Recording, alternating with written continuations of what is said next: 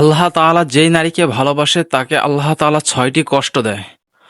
অর্থাৎ প্রিয় দিনী বোন, আপনাদের যে কষ্টগুলো আছে আপনারা মনে করতেছেন যে আল্লাহ তাআলা আপনাদেরকে ভালোবাসেন না। আল্লাহ তাআলা অবশ্যই আপনাদের ভালোবাসেন, আপনাদেরকে জান্নাত দিতে চায়।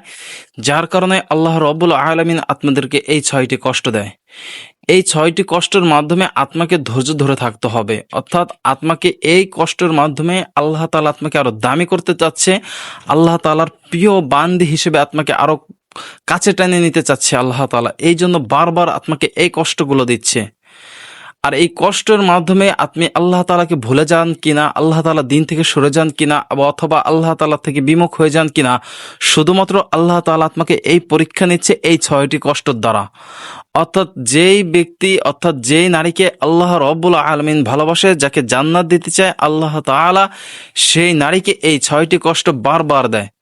অর্থাৎ সেই ৬টি কষ্ট কি? এই ৬টি কষ্টের মাধ্যমে আপনি আল্লাহ তাআলা প্রিয় বান্দি হিসেবে গ্রহণযোগ্য হচ্ছেন। ১ নম্বর হলো ধৈর্য। অর্থাৎ এই যে ধৈর্য জিনিসটা, অর্থাৎ অনেক নারীদের ভিতর দেখা যাচ্ছে কি থাকে না। দেখা যাচ্ছে কি শ্বশুর বাড়ি থেকে কষ্ট, অর্থাৎ দেখা যাচ্ছে কি আপনার স্বামীর থেকে কষ্ট, ছেলে সন্তান থেকে কষ্ট, মা বাবা থেকে কষ্ট, বা সংসার জীবনে কষ্ট, বা আত্মীয় স্বজনের মাধ্যমে কষ্ট। মানে দেখা যাচ্ছে একের পর এক বিপদ বা অশান্তি আপনার জীবনে আসতেছে, বারবার আসতেছে, আপনার জীবনে অশান্তিময় হয়ে উঠতেছে শুধুমাত্র এই কারণে যে আপনি দেখা যাচ্ছে মানুষ থেকে কষ্ট পাচ্ছেন, মানুষের ব্যবহার দ্বারা, অর্থাৎ মানুষ থেকে বিমুখ হয়ে যাচ্ছে। এরকম ধারা আপনাকে নানান ধরনের মানুষ আপনাকে অবহেলিত করতেছে। অর্থাৎ এই যে ধৈর্য, ১ নম্বর যে জিনিসটা হলো, এই ধৈর্যটা অনেক নারীর ভিতর থাকে না। নারীরা দেখা যায় অল্পতে রাগান্বিত হয়ে যায়, অল্পতে ধৈর্য হারা হয়ে যায়, যে তোমার সংসার করব না, এই পাইলাম না, তাই পাইলাম না, এরকম নানান জিনিস বলে থাকে। অর্থাৎ এই ধৈর্য জিনিসটা অবশ্যই নারীদের ভিতর থাকতে হবে। যেই নারীর ভিতর ধৈর্য বেশি আছে আল্লাহ তাআলা ওই নারীকেই ততটা বেশি পছন্দ করে এবং ভালোবাসে। এবং আল্লাহ তাআলা তো ধৈর্যশীল ব্যক্তিকেও ভালোবাসেন। যেমন ফিরআউনের স্ত্রী আসিয়া, কতটা কষ্ট ফিরআউন তাকে দিয়েছে, তবে সে কলম শুধুমাত্র আল্লাহ তাআলাকে পাওয়ার জন্য, আল্লাহ তাআলা জান্নাত পাওয়ার জন্য ধৈর্য ধরেছিল, যার কারণে আল্লাহ তাআলা তাকে জান্নাত দিয়েছেন। তাহলে ভাবুন তো তিনি কতটা কষ্ট করেছেন, তবে আল্লাহ তাআলাকে পাওয়ার জন্য, আল্লাহ তাআলা জান্নাত পাওয়ার জন্য, আল্লাহ তাআলাকে খুশি করার জন্য শুধুমাত্র তিনি ধৈর্য ধরেছে দিনের জন্য। অর্থাৎ প্রিয় দিনী বোনরা, অবশ্যই আপনারা এই ধৈর্য জিনিসটা আপনাদের ভিতর রাখবেন। এই ধৈর্য জিনিসটা যদি আপনারা যতটা রাখতে পারবেন, আল্লাহ তাআলার কাছে আপনি ততটা প্রিয় হবেন, ততটা গ্রহণযোগ্য হবেন, ততটা দামি হবেন। এই ধৈর্য এমন একটা জিনিস, আল্লাহ তাআলা সবাইকে আসলে ধৈর্য সবাই ধরতে পারে না।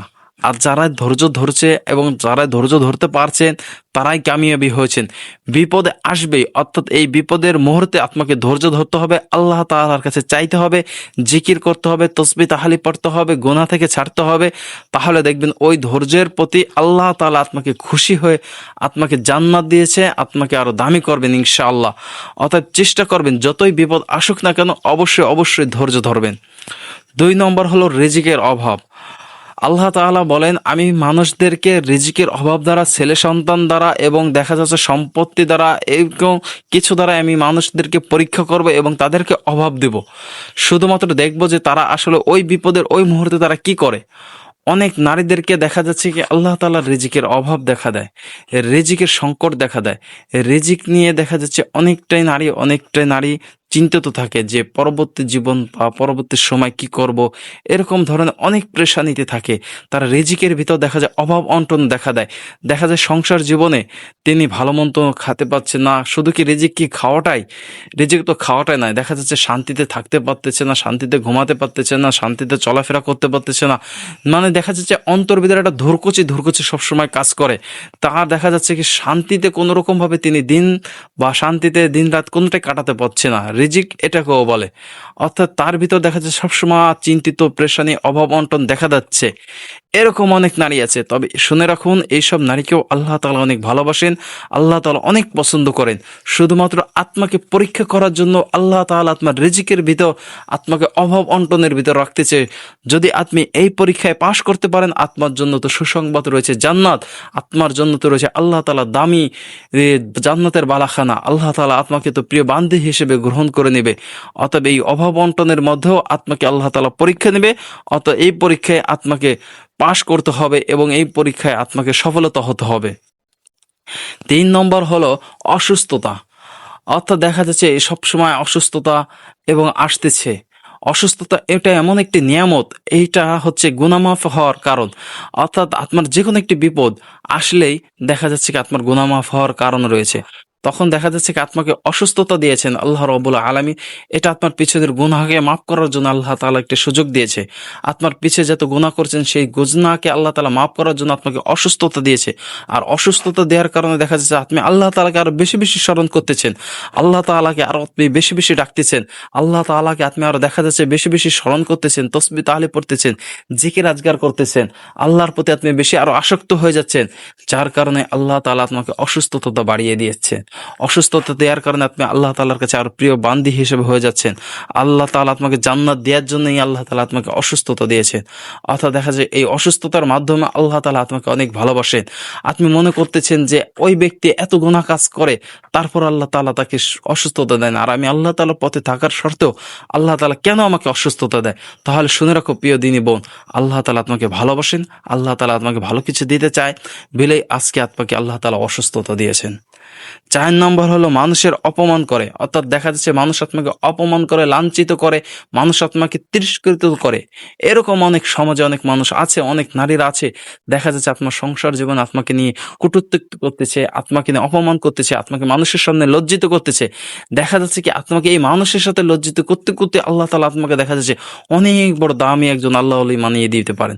কেননা মানুষ আপনাকে যতই কটূক্তি করবে, আপনি যদি হকের পথে থাকেন, আপনি মনে রাখবেন যখন আপনি সঠিক পথে আছেন, আত্মাকে নিয়ে মানুষ তখনই সমালোচনা শুরু করবে, মানুষ আত্মাকে তখনই নিয়ে অপমান করবে, মানুষ আত্মাকে তখনই লাঞ্ছিত করবে, মানুষ আত্মাকে তখনই ছোট করতে চাইবে, মানুষ আত্মাকে তখনই নিচের দিকে নামিয়ে নিয়ে আসবে। যখন দেখবেন যে আপনি লাঞ্ছিত করতেছে আত্মাকে, তাহলে মনে রাখবেন আপনি সঠিক পথে আছেন। আত্মাকে মানুষ অপমান করতেছে মানে আপনি সঠিক পথে আছেন। অতএব এই মানুষ আত্মাকে এইভাবেও কষ্ট দেবেন, এই জন্য আল্লাহ তাআলা আত্মাকে ভালোবাসতেন বিলে আজকে মানুষ আত্মার পিছু লেগে রয়েছে। 5 নম্বর হলো প্রিয় জিনিসকে হারানোর কষ্ট। অর্থাৎ প্রিয় জিনিস আপনি হারাবেন, আল্লাহ তাআলা আপনাকে পরীক্ষা নেবে আপনার ছেলে সন্তান দ্বারা, আপনার দেখা যায় প্রিয় জিনিস দ্বারা আপনাকে স্বামীকে ছিনিয়ে নেবে, আপনার ছেলে সন্তানকে ছিনিয়ে নেবে, আপনার প্রিয় বস্তুকে ছিনিয়ে নেবে। এইভাবে আল্লাহ তাআলা আপনাকে পরীক্ষা নেবে। যেমন হযরত মুহাম্মদ সাল্লাল্লাহু আলাইহি ওয়াসাল্লামের থেকে তার ছেলে সন্তানদেরকেও কালাম ছিনিয়ে নিয়েছেন। এইভাবে প্রত্যেকটা নবীদেরকেও আল্লাহ তাআলা পরীক্ষা নিয়েছেন। প্রিয় জিনিসকে ছিনিয়ে নিয়ে আল্লাহ তাআলা আত্মাকে অবশ্যই প্রিয় জিনিস থেকে ছিনিয়ে নিয়ে আপনাকে আল্লাহ তাআলা পরীক্ষা করবে যে আসলে কি আপনি সেই পরীক্ষার পেতে অটল আছেন কিনা, পরীক্ষা দেওয়ার জন্য প্রস্তুত আছেন কিনা, নাকি আল্লাহ তাআলা থেকে সরে যাচ্ছেন, আল্লাহ তাআলা থেকে বিমুখ হয়ে যাচ্ছেন, আল্লাহ তাআলা থেকে দূরে সরে যাচ্ছেন। এর দ্বারাও আল্লাহ তাআলা আপনাকে পরীক্ষা নেবে, আপনার থেকে প্রিয় জিনিসটাকে সরিয়ে নেবে। তবে শুনে রাখো প্রিয় বোন, আল্লাহ তাআলাকে তোমাকে ভালোবাসেন বলে আজকে তোমার থেকে তোমার প্রিয় জিনিসটাকে ছিনিয়ে নিয়ে যাচ্ছে, যাতে করে জান্নাতে ওই জিনিসটা আল্লাহ তাআলা তোমাকে আরো দ্বিগুণ করে ভালোবাসা দিয়ে আল্লাহ তাআলা তোমাকে পাবে ইনশাআল্লাহ। 6 নম্বর জিনিসটা হলো কাছের মানুষ থেকে অবহেলা। অর্থাৎ কাছের মানুষ, তোমার স্বামী, তোমার পিতা মাতা বা যে কোনো হোক, কাছের মানুষ তোমাকে অবহেলা করতেছে, তোমাকে বারবার তোমাকে দিলের ভিতর তোমার কষ্ট লাগতেছে, তোমার কষ্টগুলো খুঁড়ে খুঁড়ে তোমাকে খাচ্ছে, তোমার কষ্টগুলো আস্তে আস্তে ভারী হচ্ছে, তোমার ভিতর একটা অন্য অনুভূতি কাজ করতেছে যে আমি আল্লাহ তাআলা পথে থাকার পরেও কেন আল্লাহ তাআলা আমাকে আজকে এইরকম কষ্ট দিচ্ছে, কেন অবহেলা, মানুষের থেকে অবহেলা করতেছে কেন? তাহলে শুনে রাখো প্রিয় দিনী বোন, আল্লাহ তাআলা তোমাকে ভালোবাসে, আল্লাহ তাআলা চায় তুমি আল্লাহ তাআলা প্রিয় বান্দি হিসেবে গ্রহণযোগ্য হও, আল্লাহ তাআলা চায় তোমাকে জান্নাত দিতে চাচ্ছে, যার কারণে আল্লাহ তাআলা তোমাকে বারবার এই কষ্টগুলো দিচ্ছে। তবে সর্বমূল হচ্ছে এই কষ্টগুলোর ভিতর একটি সর্বমূল হলো ধৈর্য। এই ধৈর্যটাই যদি তুমি ধরে রাখতে পারো, এই ধৈর্যটাই যদি তুমি ধরে থাকতে পারো, আল্লাহ তাআলা তো তোমাকে দামি করবে, আল্লাহ তাআলাকে তোমাকে তো আরো জান্নাত দেবে, আল্লাহ তাআলা তোমাকে দুনিয়া আখিরাতে উভয় জাহানে কল্যাণ দান করবে।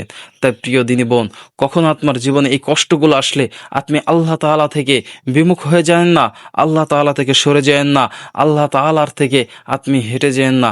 আরও বেশি বেশি আল্লাহ তাআলার প্রতি জিকির করুন, আল্লাহ তাআলার প্রতি তসবিহ তাহলিল করুন, আল্লাহ তাআলার প্রতি নামাজ পড়ে দোয়া করুন, তাহাজ্জুদের নামাজ পড়ুন, সালাতুল হাজতের নামাজ পড়ুন, ইশরাক ও আবিল পড়ে আল্লাহ তাআলার কাছে কান্না করুন।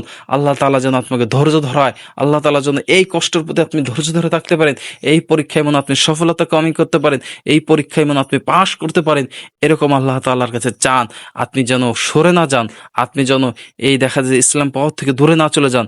এই কষ্টগুলোকে আপনি হাসি মুখে বরণ করে নেবেন আর ধৈর্য ধরে থাকবেন, তাহলে আল্লাহ তাআলা আপনাকে এই কষ্টের বদলতে আল্লাহ তাআলা আপনাকে জান্নাত দেবে। এর পরবর্তী জীবনে আপনাকে আল্লাহ তাআলা সুখীময় করবে। এই কষ্টের পরেতেও আছে সুখ, এই ধৈর্যের পরেতেও আছে আপনার সফলতা, এই ধৈর্যের পরেতেও আছে আপনার জন্য সুখের ব্যবস্থা। আল্লাহ তাআলা যেন প্রত্যেকটা নারীকে এই কষ্টগুলো সহ্য করার তৌফিক দান করুক এবং এই কষ্টের প্রতি ধৈর্য ধরার তৌফিক দান করুক এবং আল্লাহ তাআলার প্রতি বেশি বেশি মনোযোগী হোক, তসবিহ তাহলে জিকির করে এই কষ্টকে হাসি মুখে বরণ করে আল্লাহ তাআলার জান্নাতকে কায়েম করে যেতে পারে দুনিয়া থেকে। আল্লাহ তাআলা প্রত্যেকটা দিনে বোনকে, দিনে মাকে যেন এই কষ্টের প্রতি, এই কষ্ট থেকে সরে যায় মনো, ইসলামের পথ থেকে সরে যায় মনো শয়তানমুখী না হয়। আল্লাহ তাআলা যেন সবাইকে হেফাজত করুক, আমিন।